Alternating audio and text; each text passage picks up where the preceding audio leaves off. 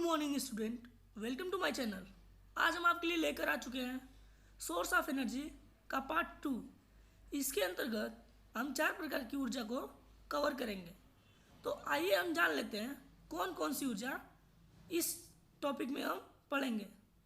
सबसे पहले हम बायोमास के बारे में पढ़ेंगे, उसके बाद सोलर ऊर्जा के बारे में पढ़ेंगे, जैसे जो सूर्य से ऊर्जा आती है उसके बारे में पढ़ेंगे, और तीसरा महासागर की ऊर्जा के बारे में पढ़ेंगे, चौथा नाभिकीय ऊर्जा के बारे में पढ़ेंगे।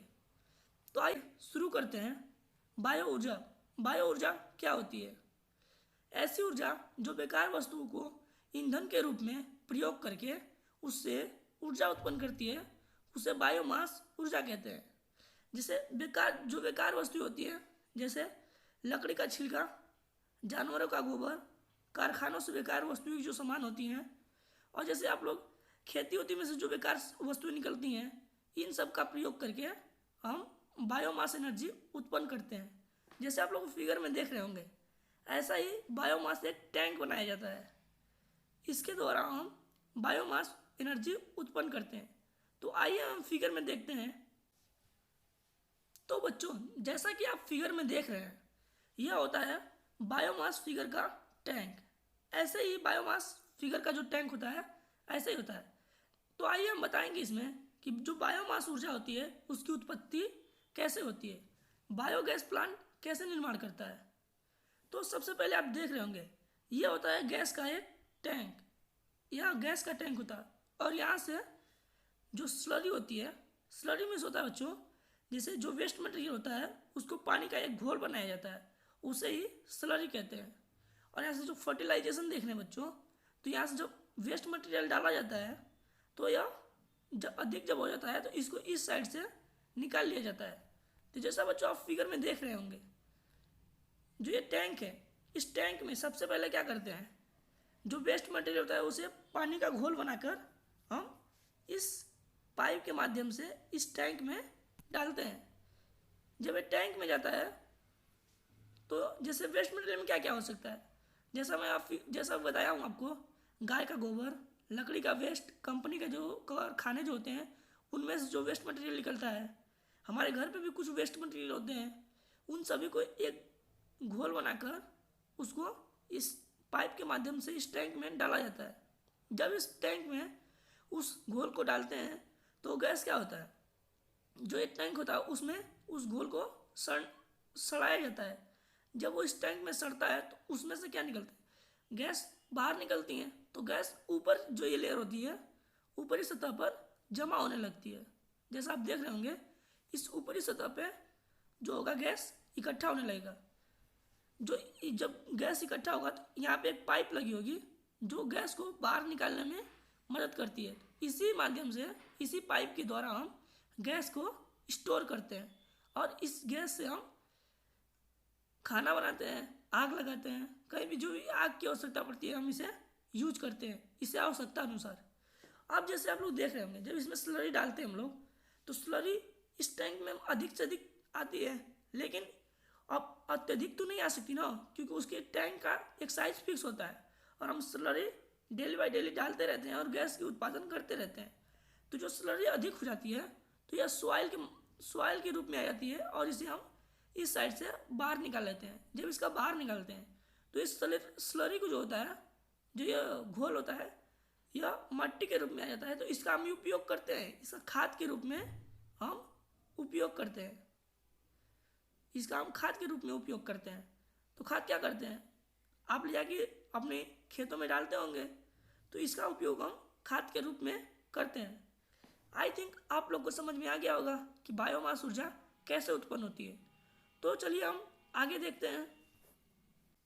तो दोस्तों, हम इसमें देखेंगे जो बायोमास ऊर्जा होती है जो उत्पन्न करते हैं उससे लाभ क्या होती है, क्या क्या उसके लाभ है।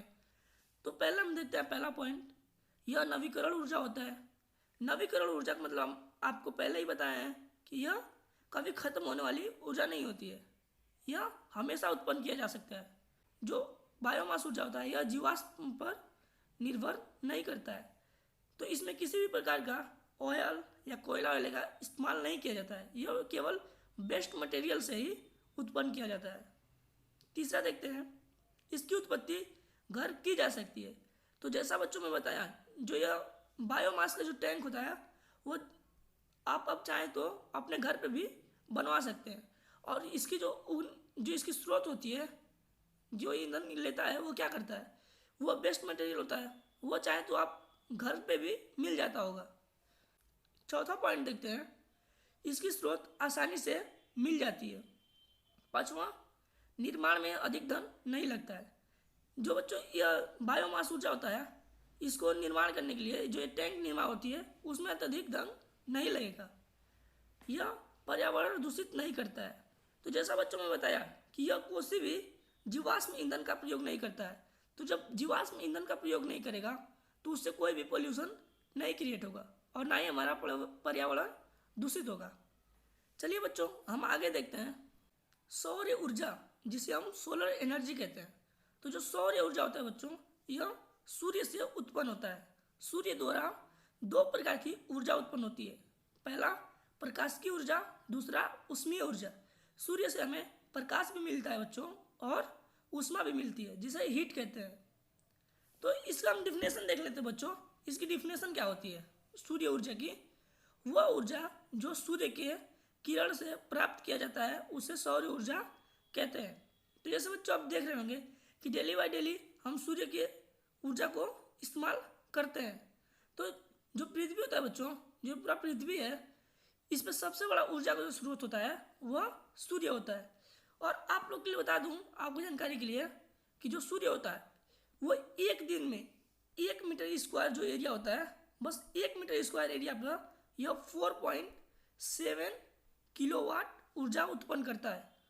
जैसा कि आप जानते होंगे, जो पृथ्वी का टोटल एरिया है वह 5.9 इंटू 10 के पावर 24 मीटर स्क्वायर है। आप लोग सोचिए, जब 1 मीटर स्क्वायर पे यह 4.7 किलोवाट आवर एनर्जी उत्पन्न करता है, तो इतने बड़े एरिया में वह एक दिन में कितना एनर्जी उत्पन्न करता होगा।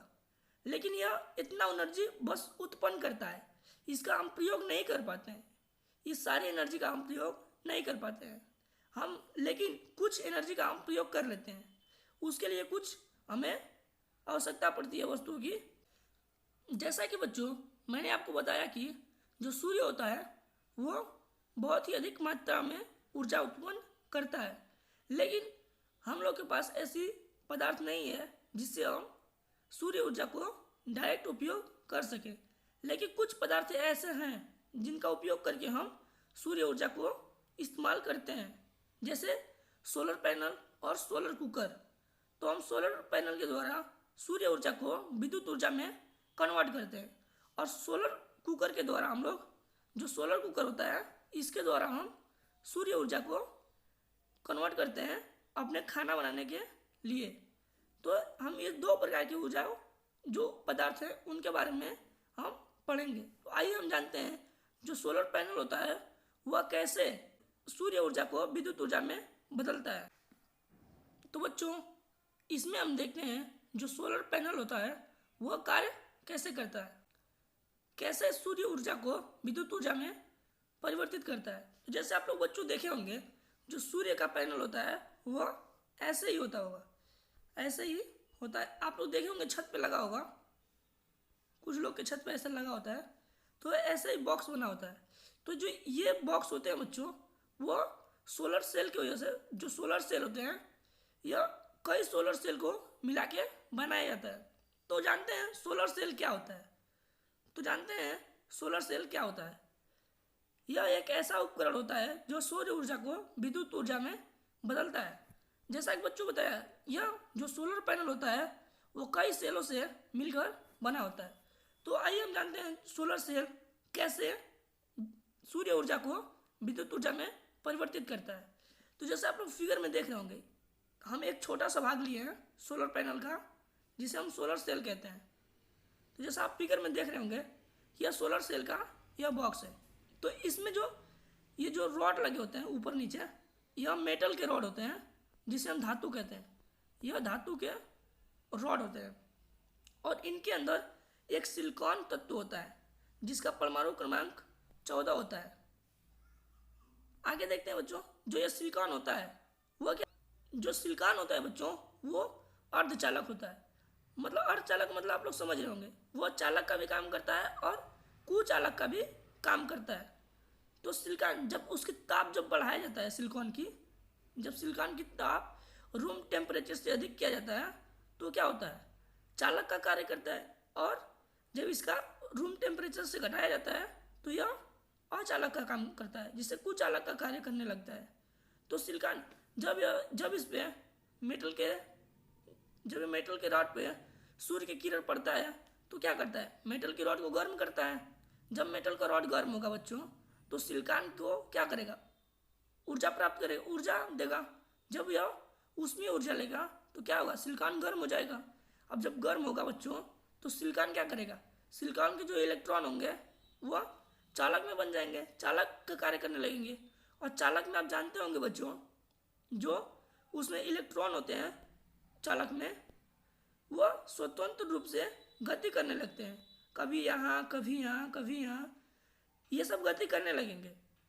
लेकिन जैसा बताया हूँ बच्चों कि जो ऊपर लगे होते हैं यह मेटल के रॉड होते हैं। तो मेटल के जो रॉड होते हैं वो जब गर्म होते हैं तो एक विभवांतर उत्पन्न करते हैं। मतलब जो ऊपर लगे होंगे रॉड, ऊपर जो रॉड लगे होंगे वह अधिक गर्म होंगे और जो नीचे लगे होंगे यह कम गर्म होंगे।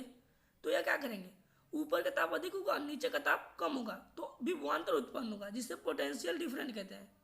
पोटेंशियल डिफरेंस जब उत्पन्न होगा तो जब आप जानते हैं उच्च विभव से निम्न विभव की ओर इलेक्ट्रॉन भागते हैं तो क्या होगा, ऊपर हाई पोटेंशियल होगा, नीचे लो पोटेंशियल होगा। तो इलेक्ट्रॉन क्या करेंगे, हाई पोटेंशियल से लो पोटेंशियल की ओर दौड़ना शुरू कर देंगे। जब ये हाई पोटेंशियल से लो पोटेंशियल की ओर भाग के आएंगे बच्चों तो क्या होगी, धारा उत्पन्न होगी। क्योंकि जब इलेक्ट्रॉन हाई पोटेंशियल से लो पोटेंशियल की ओर भागते हैं तो उसके विपरीत दिशा में एक धारा उत्पन्न हो जाती है, जो वही धारा होती है बच्चों जो सूर्य के किरण से उत्पन्न होती है, और उस धारा का हम उपयोग करते हैं। लेकिन बच्चों मैं आपको बता दूं, जो यह सोलर सेल होता है यह बहुत छोटा होता है और इसमें सिलिकॉन की भी संख्या बहुत कम होती है। तो जैसा आप जानते होंगे कि जो सिलिकॉन होता है यह जैसा आप जानते होंगे कि जो ये सिलिकॉन होता है बच्चों वह 0.7 वाट ऊर्जा उत्पन्न करता है, इतना ही करंट यह उत्पन्न करता है। इसीलिए सोलर पैनल में कई सेल लगाए जाते हैं बच्चों, जो बहुत अधिक सेल होते हैं। आप लोग देखोगे इसमें कई सेल की संख्या होती है। वो क्या करते हैं, यह 0.7 वाट की ऊर्जा उत्पन्न करते हैं।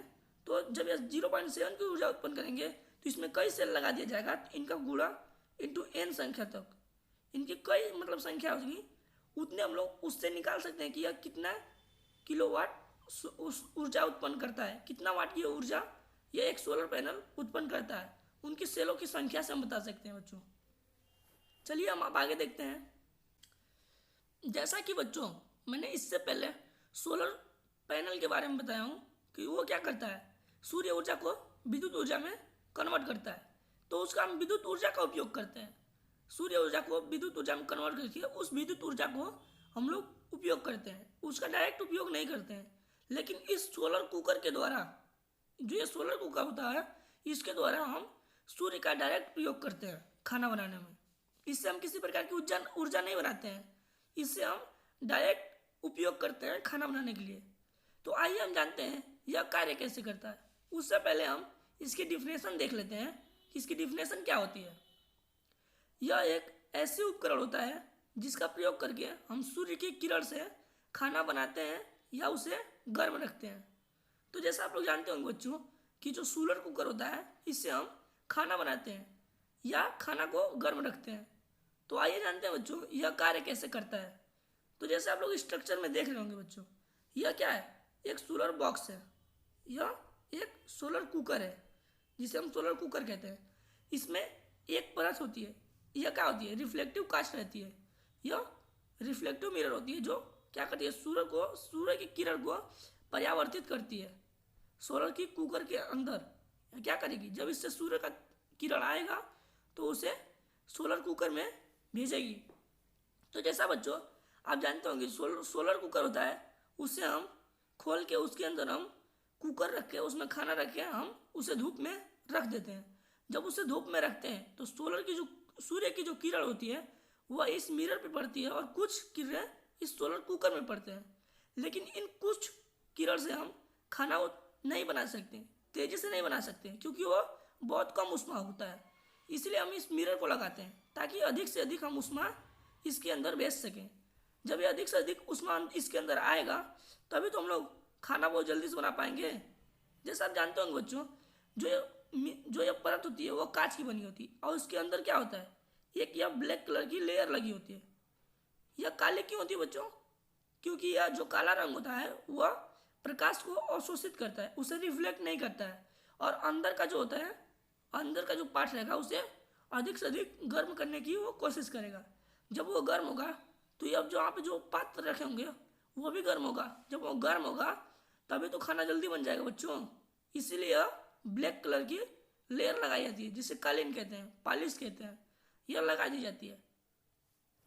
आई थिंक आप लोग समझ गए होंगे बच्चों कि सोलर कुकर कार्य कैसे करता है, कैसे सूर्य की किरण से वो खाना बनाता है।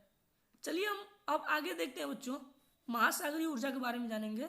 तो चलिए हम शुरू करते हैं। इसमें हम जानेंगे बच्चों कि जो महासागर होता है उससे हम ऊर्जा कैसे उत्पन्न करते हैं, कैसे हम लोग इलेक्ट्रिसिटी उत्पन्न करते हैं महासागरों से।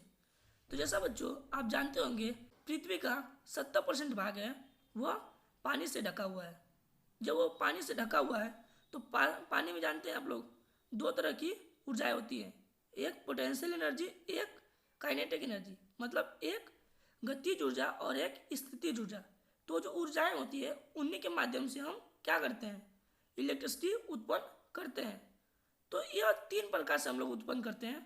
पहला होता है महासागर का तापीय ऊर्जा, मीन्स जो उसके ताप से उत्पन्न करते हैं महासागर के, उससे हम लोग ऊर्जा कैसे उत्पन्न करते हैं।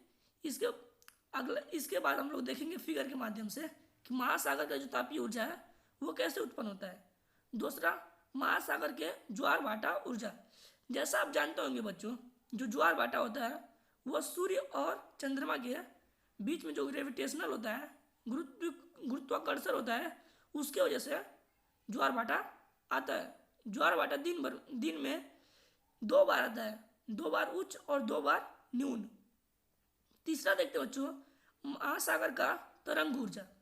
तो आप जानते होंगे बच्चों, जो महासागर होते हैं उनके जो सतह पे होते हैं वहाँ बहुत तेज हवा बहती है। तो जो प्रबल हवा होती है उनके वजह से हम कैसे इलेक्ट्रिसिटी उत्पन्न करते हैं। तो आइए हम इनको फिगर के माध्यम से समझते हैं।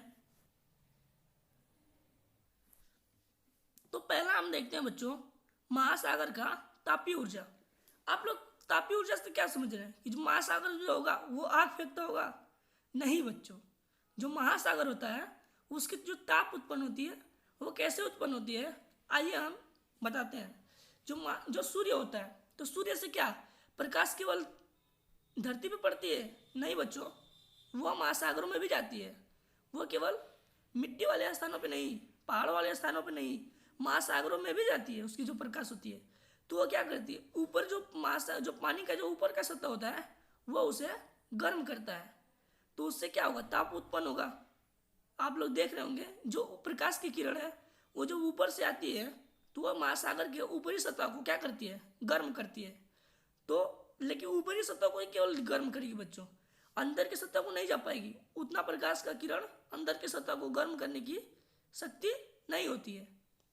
इसका हम लोग इसे डिफिनेशन के हिसाब से देखते हैं बच्चों कि क्या होता है।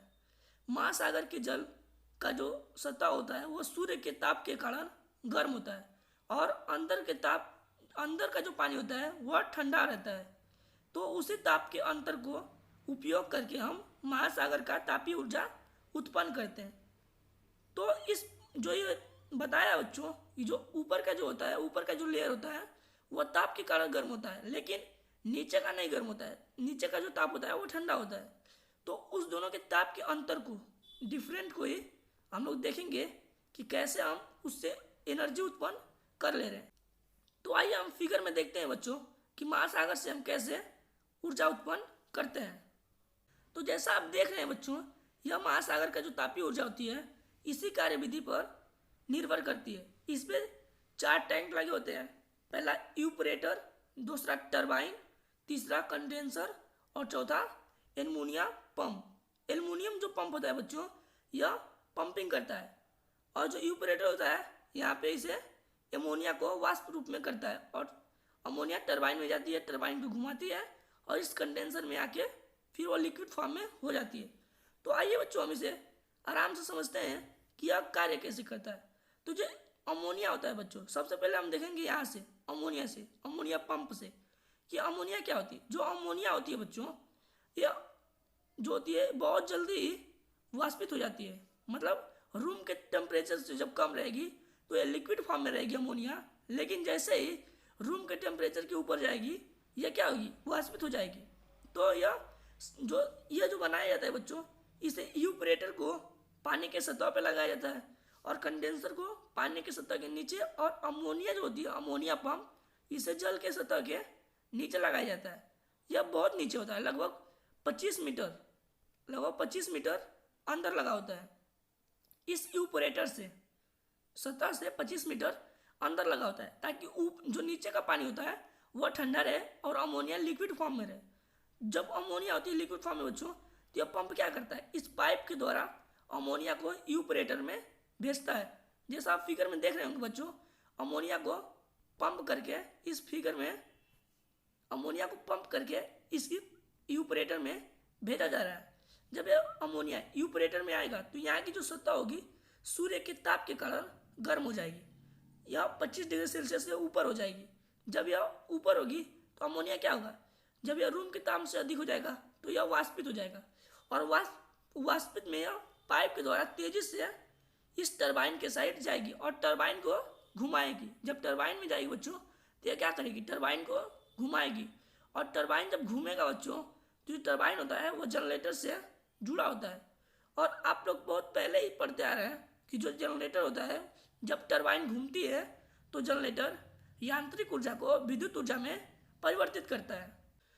तो जैसे बच्चों जब यह यांत्रिक ऊर्जा को विद्युत ऊर्जा में परिवर्तित करेगा तो यह क्या होगी, करंट उत्पन्न होगी। यहाँ से जब करंट उत्पन्न होगी इसे हम करंट को यूज करेंगे। लेकिन जो अमोनिया होती है बच्चों, इसे हम नष्ट नहीं करते हैं, यहाँ पे वेस्ट इसको नहीं करते। अमोनिया को फिर से इस पाइप के द्वारा इस कंडेंसर में लाया जाता है। जब अमोनिया इस कंडेंसर में आएगी तो उसे क्या करेगा, वो कंडेंसर उसे ठंडा करने का काम करता है। जब कंडेंसर को अमोनिया जब होगी उसमें ठंडा होगी तो वह फिर से लिक्विड फॉर्म में आ जाएगी, और इस पाइप के द्वारा यह फिर से अमोनिया पंप में चली जाएगी, और यह फिर रिपीट वही कार्य करने लगेगा, क्योंकि यह बार बार प्रक्रिया चलती रहती है जिससे हम एनर्जी उत्पन्न करते रहते हैं।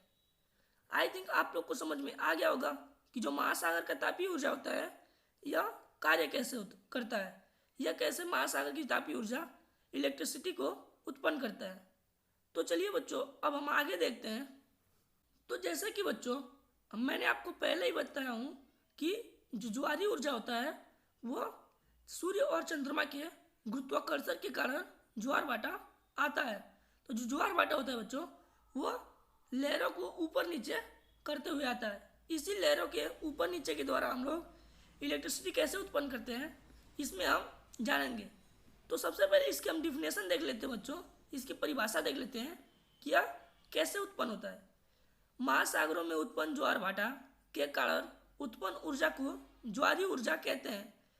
जो ज्वार भाटा होता है वह सूर्य और चंद्रमा के गुरुत्वाकर्षण बल के कारण ज्वार भाटा आता है। ज्वार भाटा दिन भर में 2 बार उच्च और 2 बार न्यून आता है। जैसे जो ज्वार भाटा होता है बच्चों 2 बार अधिक मतलब बहुत ज़्यादा आता है और 2 बार बहुत कम आता है। तो आइए हम जानते हैं बच्चों कि जो ज्वार भाटा होता है उससे हम कैसे एनर्जी उत्पन्न करते हैं। जैसा कि बच्चों आप लोग हाइड्रो पावर प्लांट पढ़े होंगे, जैसे उसमें ऊर्जा उत्पन्न करते थे, सेम इसमें भी ऐसा ही ऊर्जा उत्पन्न करेंगे। लेकिन जो हाइड्रो पावर प्लांट था वह नदियों में जो डैम बनाते थे उससे उत्पन्न करते थे। अब देखिए बच्चों इसमें डैम हम महासागर के अंदर जाके डैम तो बना नहीं सकते, सारे महासागर कितना बड़ा होता है उसका हम लोग पानी कलेक्ट तो नहीं कर सकते ना। तो इसमें जो टाइडल एनर्जी होगी उसका हम उपयोग कैसे करेंगे। तो जैसे जो महासागर होते हैं बच्चों, जो महासागर होते हैं वो एकदम एक ही साइज के तो होते नहीं हैं, ऐसे तो होते नहीं हैं। वो क्या होते हैं, कहीं अधिक और कहीं ऐसे भी तो होते हैं। तो जो यहाँ पे जिसका एरिया जब कम होता है बच्चों, जहाँ पे इसकी एरिया कम होती है वहाँ पे हम लोग इस डैम को निर्माण करते हैं। जैसे आप लोग देख रहे होंगे ये जो नदी है यहाँ पे इसकी एरिया जब कम होती है तब हम लोग इसे वहाँ पे इसे स्थापित करते हैं। जब ये डैम को स्थापित करते हैं, जो टाइडल एनर्जी होती है बच्चों, ज्वार भाटा ऊर्जा होती है, तो यह क्या करती है, जब ज्वार भाटा महासागरों में आती है तो इस टरबाइन को क्या करती है, घुमाती है। क्योंकि यहाँ पे ये क्या होगा, यह फ्लोइंग बहुत तेज हो जाएगा। जहाँ पे मतलब आप लोग भी जानते होंगे, जहाँ जैसे नदी जो होती है जहाँ पे मुड़ान होता है, जैसे जहाँ पे मूड़ी होती है वहाँ पे क्या होता है, थोड़ा सा पतला होता है जब, तो वहाँ पे पानी बहुत अधिक मात्रा में निकलता है। जहाँ पे चौड़ा रहता है वहाँ पे उसकी बहाव बहुत धीरे रहती है। लेकिन जहाँ पे नदी का जब पतला स्थान पड़ेगा वहाँ पे वो बहुत तेजी के साथ बहता है बच्चों। तो इसमें भी वही कार्य करेगा। जहाँ पे महासागर पतला होगा, जैसे जहाँ पे महासागर की एरिया कम होगी वहाँ पे क्या होगा, वो तेजी के साथ बहेगा। तो जैसे आप लोग बच्चों देखे होंगे कि जो महासागर जहाँ पे पतला होगा वहाँ पे जो ज्वार भाटा होगा वो अधिक तेजी के साथ आता होगा, तो वहाँ पे टरबाइंस को लगाई जाती है। जब टरबाइंस को लगाते हैं, जो ज्वार भाटा आता है तो इसे क्या करता है, टरबाइंस को घुमाता है। और टरबाइंस किससे कनेक्ट होती है, जनरेटर से। जब टरबाइन घूमती है तो जनरेटर क्या करता है, यांत्रिक ऊर्जा को विद्युत ऊर्जा में कन्वर्ट करता है। तो जो यांत्रिक ऊर्जा होती है वो विद्युत ऊर्जा में कन्वर्ट हो जाती है और इससे हम इलेक्ट्रिसिटी प्रोड्यूस कर लेते हैं। और इन आप लोग देख रहे होंगे यहाँ पे जो पिलर्स हैं, खम्भे हैं, इन्हीं के कारण हम लोग जो ऊर्जा होती है वो अपने घरों तक लेके जाते हैं। आई थिंक ये आपको समझ में आ गया हो बच्चों। आगे हम देखते हैं। तो इसमें हम देखेंगे बच्चों जो ज्वारीय ऊर्जा होती है उसके लाभ क्या होते हैं। जो महासागरों के द्वारा ऊर्जा उत्पन्न होती है बच्चों, उससे हम क्या क्या लाभ होता है। तो पहला देखते हैं बच्चों, इसमें जीवाश्म ईंधन का प्रयोग नहीं किया जाता है। बिल्कुल सही बच्चों, इसमें हम किसी भी प्रकार का ईंधन का प्रयोग नहीं करते हैं, हम ज्वार भाटा से ऊर्जा उत्पन्न करते हैं। दूसरा देखते हैं बच्चों, यह नवीकरण ऊर्जा होता है। तो जैसा बच्चों में बताया, जो धरती का 70% भाग है वो क्या है, पानी है। अब 70% भाग पानी जो है वो खत्म तो होगा नहीं, मतलब यह जब खत्म नहीं होगा तो जो ऊर्जा उत्पन्न की जो विधि है वो हमेशा चलेगी, मतलब यह ऊर्जा नवीकरण होगा, यह कभी खत्म नहीं होगा। तीसरा देखते हैं बच्चों, यह पर्यावरण को दूषित नहीं करता है। तो जैसा बच्चों में बताया हूँ, इसमें कोई भी जीवाश्म ईंधन नहीं लगता है। जब जीवाश्म ईंधन नहीं लगता है तो ये किसी प्रकार का पोल्यूशन क्रिएट करेगा ही नहीं। आगे देखते हैं, ज्वारीय ऊर्जा का संचालन आसानी से होता है। जो ज्वारीय ऊर्जा होता है बच्चों, यह आसानी से ही हम इससे उत्पन्न कर सकते हैं। आगे देखते हैं, यह लगभग लंबे समय तक ऊर्जा उत्पन्न करता है। तो बच्चों जब एक बार हम डैम का निर्माण कर लेते हैं और इसमें टरबाइन लगा देते हैं तो यह बहुत लंबे समय तक चलता है। इसके निर्माण में अधिक धन नहीं लगता है, मतलब इसके निर्माण में बच्चों धन तो लगता है, ऐसा नहीं, एक धन नहीं लगता है, लेकिन अधिक धन नहीं लगता है। क्योंकि हम लोग क्या करते हैं, जहाँ पे जो समुद्र होता है, महासागर होते हैं, वहाँ जहाँ पतली लेयर होता है, जहाँ पे पतले एरिया होता है, वहाँ पे हम लोग इसे स्थापित करेंगे, तो इसमें अधिक धन नहीं लगेगा। चलिए बच्चों अब हम आगे देखते हैं। तो बच्चों इससे पीछे वाला टॉपिक हमारा एक छूट गया था, जो सूर्य ऊर्जा का लाभ था, उसे हम लोग भूल गए थे, नहीं पढ़े थे। तो इसमें हम देख लेते हैं सूर्य ऊर्जा का लाभ क्या क्या है। यह लागत में बहुत कम होता है। तो जो सोलर पैनल हम लोग लगाते हैं बच्चों, वो अधिक नहीं होता है, लगभग 1 लाख में लग जाएगा पूरी, मतलब अगर पूरे बस बिल्डिंग की अगर लाइट उत्पन्न करना हो तो 1 लाख तक लग जाता है बच्चों, उसमें इन्वर्टर सब कुछ आ जाता है। दूसरा देखते हैं, उपयोग में आसानी होता है। तो इसमें एक बार अगर फिक्स कर देते हैं बच्चों तो हमें किसी भी प्रकार का कोई भी ऊर्जा नहीं लगाना पड़ता है, यह आसान रहता है। तीसरा देखते हैं पॉइंट, यह पर्यावरण को दूषित नहीं करता है। तो इसमें किसी भी पर्यावरण को दूषित नहीं करेगा बच्चों। आगे देखते हैं, यह नवीकरण ऊर्जा होता है। तो जैसा बच्चों बताया हमें, जो सूर्य का जो ऊर्जा होता है वह नवीकरण होता है, क्योंकि वो कभी खत्म ही नहीं होगा। और आगे देखते हैं, यह अधिक मात्रा में ऊर्जा उत्पन्न करता है। तो बच्चों जैसा कि मैं बताया हूँ, जो 0.7 होता है, जो 1 सौर होता है, वह इतना ऊर्जा वाट का ऊर्जा उत्पन्न करता है। अगर हम अधिक मात्रा में सोलर पैनल लगा रहे हैं तो यह अधिक से अधिक ऊर्जा उत्पन्न कर सकता है। आपके लगाने के ऊपर है कि आप सोलर पैनल कितना लगा रहे हैं, इसके ऊपर यह डिपेंड करता है। आगे देखते हैं, यह किसी भी प्रकार का ईंधन खर्च नहीं करता है। तो जैसा बच्चों में बताया हूँ, फिगर में भी आप समझ ही गए होंगे कि यह किसी भी प्रकार का। आगे हम देखते हैं बच्चों, नाभिकीय ऊर्जा। नाभिकीय ऊर्जा क्या होती है? नाभिकीय न्यूक्लियर एनर्जी जिसे कहते हैं। तो आइए हम जानते हैं न्यूक्लियर एनर्जी क्या होती है। न्यूक्लियर एनर्जी बहुत ही ज़्यादा मात्रा में बच्चों ऊर्जा उत्पन्न करती है। जैसे मैं बताया हूँ, गुड सोर्स ऑफ एनर्जी में जो थोड़ा सा मात्रा ले और अधिक ऊर्जा उत्पन्न करे उसे न्यूक्लियर एनर्जी कहते हैं, उसे गुड सोर्स ऑफ एनर्जी कहते हैं। लेकिन कुछ और भी नियम होते हैं, वह नुकसान न करे, वह खतरनाक न हो। लेकिन न्यूक्लियर एनर्जी क्या होती है? गुड सोर्स ऑफ एनर्जी का एक नियम फॉलो करती है बस, बाकी नियम फॉलो नहीं करती है। नहीं तो ये भी गुड सोर्स ऑफ एनर्जी होती है, क्योंकि यह थोड़ी सी मात्रा में बहुत ही अधिक एनर्जी उत्पन्न कर देती है। देखते हैं बच्चों, जब किसी भारी नाभिक को दो हल्को नाभिक में तोड़ते हैं तो उस प्रक्रिया के दौरान नाभिक का द्रव्यमान में कमी होता है।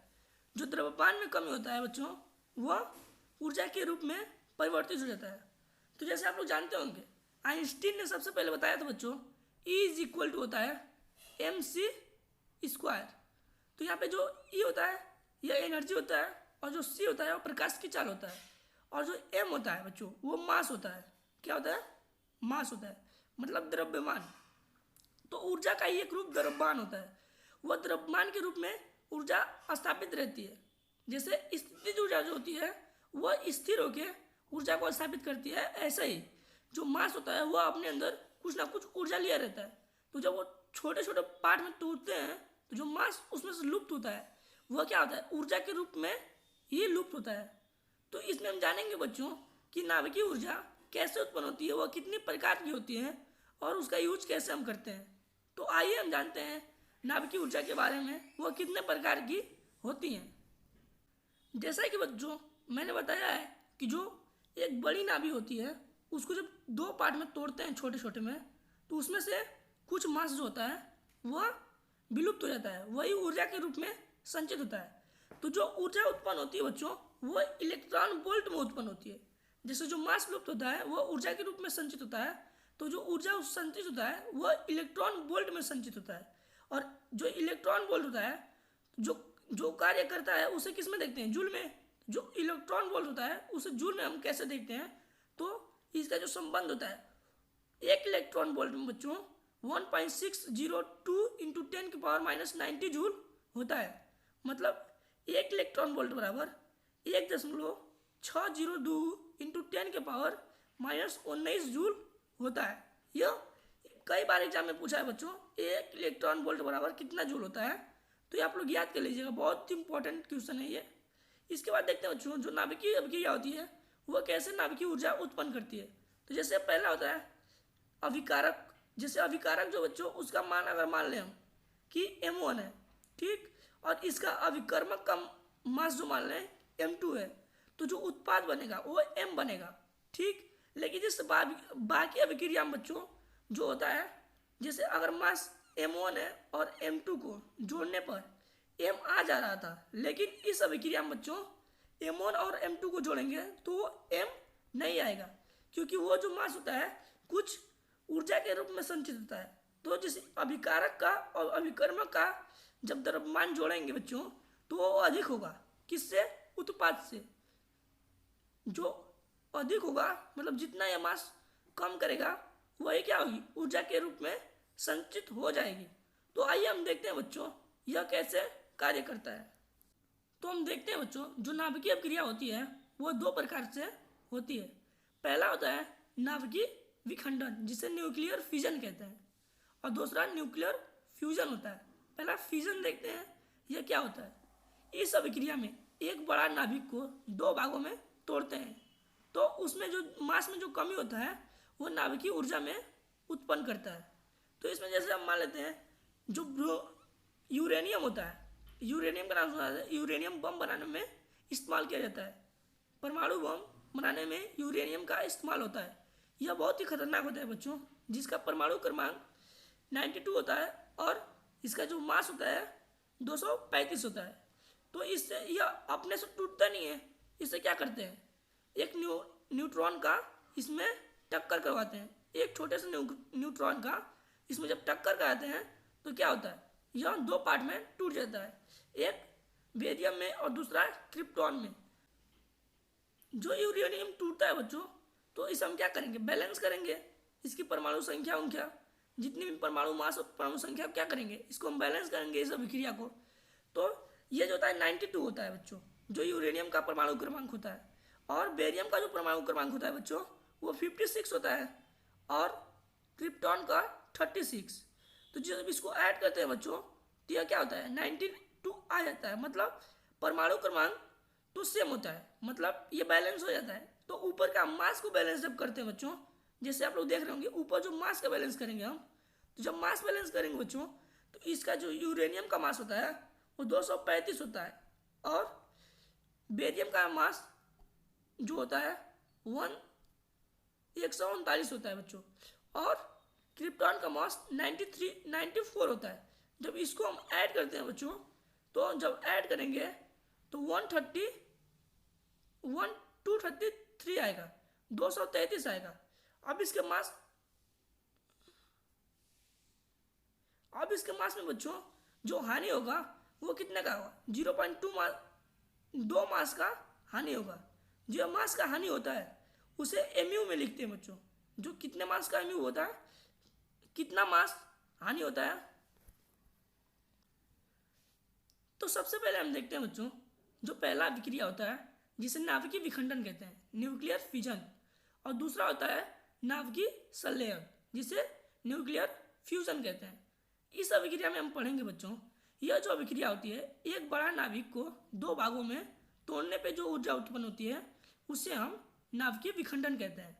तो इसमें हम सबसे पहले देखेंगे बच्चों, जब हम किसी भी नाभिक को अगर इसमें हम किसी भी नाभिक को बच्चों जब एक बड़ा नाभिक को दो भागों में तोड़ते हैं तो उसमें क्या होता है, कुछ मास क्या होता है, लुप्त हो जाता है। जो मास लुप्त होता है वो क्या करता है, कुछ ऊर्जा देता है। जो मास होता है बच्चों वो ऊर्जा के रूप में स्थापित होता है। आइंस्टीन ने सबसे पहले बताया था बच्चों, आप लोग जानते ही होंगे, आइंस्टीन जब बताए थे तो पहले ही बताए थे कि E बराबर होता है mc², मतलब जो ऊर्जा होती है वो मास के रूप में ही संचित होती है। तो इसमें हम जानेंगे बच्चों, जब एक बड़ा नाभिक, जैसे मान लेते हैं हम यूरेनियम को ले लेते हैं, यूरेनियम का परमाणु क्रमांक 92 और इसका जो मास होता है 235 होता है। यह जब इसको हम विखंडन करते हैं तो ये अपने से विखंडन नहीं होता है बच्चों, इसमें हम एक न्यूक्लियर का इसमें हम टक्कर करवाते हैं। जब एक न्यूक्लियर इसमें टक्कर करता है बच्चों तो यह दो भागों में टूटता है, पहला बेरियम, दूसरा क्रिप्टॉन। बेरियम का परमाणु क्रमांक 56 होता है और इसकी जो मास होती है बच्चों वो 139 होता है, और क्रिप्टॉन का जो परमाणु क्रमांक होता है वो 36 होता है और इसकी जो मास होती है 94 होता है। अब आप लोग देख रहे होंगे, इसको जब कोई भी अभिक्रिया होती है तो क्या करते हैं, उसको हम बैलेंस कराते हैं। तो इसके सबसे पहले परमाणु क्रमांक के बैलेंस हम देखेंगे तो 92 है और यहाँ पे जो उत्पाद बना है उसका 56 प्लस कितना है 36 है। इन दोनों को ऐड करेंगे तो 92 इज इक्वल टू 92 मतलब आ जाएगा। ये क्या है, परमाणु क्रमांक बैलेंस होता है। अब इसके हम द्रव्यमान को बैलेंस करेंगे तो जो यूरेनियम होता है बच्चों उसका जो द्रव्यमान होता है वो 235 होता है, और जो बेरियम होता है उसका जो मास होता है वो 139 होता है। अब इसको हम प्लस करेंगे क्रिप्टॉन के मास से जिसका मास है 94। जब इसका मास करेंगे तो 235 क्या होगा, अधिक हो जाएगा, किससे, 233 से। जो दो मास होता है बच्चों वो लुप्त हो जाता है। तो ये जो लुप्त होता है वो किस में लुप्त होता है बच्चों, तो एक म्यू में होता है, म्यू में होता है। एक म्यू बराबर होता है बच्चों, जो लिखा है नीचे, एक म्यू बराबर 931 मेगा इलेक्ट्रॉन वोल्ट होता है। 931 इलेक्ट्रॉन मेगा इलेक्ट्रॉन वोल्ट होता है बच्चों, एक म्यू बराबर। तो जो नाभिकीय अभिक्रिया होती है बच्चों, जो नाभिकीय अभिक्रिया होती है इसमें इस यूरेनियम की, उसमें क्या होता है 0.2 mu द्रव्यमान ऊर्जा खत्म होता है। चलिए बच्चों आगे देखेंगे कि दूसरी प्रक्रिया कैसे होती है। इसमें हम देखते हैं बच्चों परमाणु संलयन, जिसे न्यूक्लियर फ्यूजन कहते हैं। इसमें क्या होता है, दो जो बड़े बड़े छोटे छोटे नाभिक होते हैं वह एक बड़े नाभिक का निर्माण करते हैं। तो इसमें भी बच्चों मास से क्या होता है, मास में थोड़ी सी कमी होती है। जो कमी होती है वही ऊर्जा के रूप में संचित होती है। तो इसकी हम पहले डिफिनेशन देख लेते हैं बच्चों कि इसकी डिफिनेशन क्या होती है। ऐसी नाभिकीय अभिक्रिया जिसमें दो नाभिक मिलकर एक नए नाभिक की उत्पत्ति करते हैं। इस अभिक्रिया में संपूर्ण करने के लिए इसका जो ताप होता है बच्चों 10 के पावर 7 होता है। इसका जो ताप होता है 10 के पावर 7 होता है। इतना डिग्री सेल्सियस इसको ताप, इतना डिग्री केल्विन, सेल्सियस नहीं बच्चों केल्विन, इतना डिग्री केल्विन हमें ताप चाहिए होता है। तो यह तो मुझे लगता है इम्पॉसिबल है, धरती पे तो मिलेगा नहीं।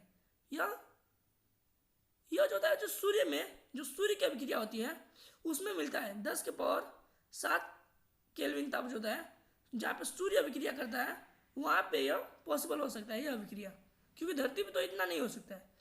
यह तभी होगा जब एक परमाणु बम को विस्फोट करते हैं, तब यह इतना डिग्री सेल्सियस ताप उत्पन्न कर सकता है। तो यह अभिक्रिया कैसे होती है, हाइड्रोजन का जो 2 अणु होता है और हाइड्रोजन का 3 अणु होता है जिसे ड्यूटेरियम और ट्रिटेनियम कहते हैं। इन दोनों का जब अभिक्रिया होती है तो 2 हीलियम बनता है। तो इसके हम पहले बैलेंस करते हैं बच्चों, पहले इसको परमाणु क्रमांक को बैलेंस करेंगे। तो जो परमाणु क्रमांक होता है बच्चों, जैसे आप लोग देख रहे होंगे 1 और 1 2 परमाणु क्रमांक 2 बैलेंस हो गया। ऊपर के मास को देखते हैं बच्चों, तो यहाँ पे जो 2 मास है और यहाँ पे 3 मास है, मतलब 5 मास टोटल हो गए। और यहाँ पे कितना है, हाइड्रोजन का हीलियम का 4, मतलब जो 1 मास है ये क्या है, ऊर्जा के रूप में संचित हुआ है।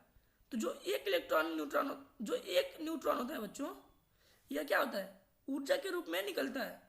और यह ऊर्जा जो होती है बच्चों यह बहुत ही अधिक होती है। जो एक न्यूट्रॉन बस ऊर्जा निकलती है यह बहुत ही अधिक होती है। अगर इसे हम कंट्रोल कर लिए तब तो हम बहुत मात्रा में ऊर्जा उत्पन्न कर लेंगे। अगर इसे कंट्रोल नहीं किया जा सकता बच्चों तो यह बहुत बड़ी एक विस्फोट का कारण बनेगा, जिसे बहुत बड़ी मात्रा में विस्फोट कर सकता है। इससे ही एटॉमिक बम का निर्माण भी करते हैं। और जैसे आप लोग देख रहे होंगे इसी अभिक्रिया के कारण जो सूर्य है वह एक आग का गोला की तरह बिहेव करता है, क्योंकि उसमें क्या होती है, ड्यूटेरियम और ट्रिटेरियम दोनों अभिक्रिया होती हैं और यह हीलियम का निर्माण करती हैं। तो हीलियम क्या होता है, एक आग का गोला की तरह होता है। यही जो होती है अभिक्रिया वह सूर्य में होती है, जिससे हम बहुत ही अधिक मात्रा में सूर्य की एनर्जी प्राप्त करते हैं। आगे हम देखते हैं बच्चों, जैसा कि आप जानते होंगे बच्चों, इस चैप्टर का यह लास्ट पॉइंट है, जिसे न्यूक्लियर एनर्जी का हम एडवांटेज एंड डिसएडवांटेज, मतलब लाभ और नुकसान इसके बारे में पढ़ेंगे। तो यह थोड़ी मात्रा में, पहले इसके लाभ को देखते हैं। यह थोड़ी मात्रा में अधिक ऊर्जा उत्पन्न करता है। दूसरी, यह जीवाश्म ईंधन का प्रयोग नहीं करता है। तीसरा, पर्यावरण को यह दूषित नहीं करता है। अब इसके नुकसान के बारे में देख लेते हैं बच्चों। इस अभिक्रिया में कुछ खतरनाक किरणें निकलती हैं, जैसे अल्फा, बीटा, गामा। यह तीनों हीरे बहुत ही खतरनाक होती है बच्चों। आगे देखते हैं, निर्माण में बहुत ही धन लगता है।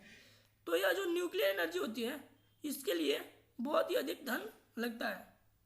आगे देखते हैं, यह बहुत ही खतरनाक होता है। इससे एटॉमिक बम भी बनाया जाता है। थैंक यू बच्चों।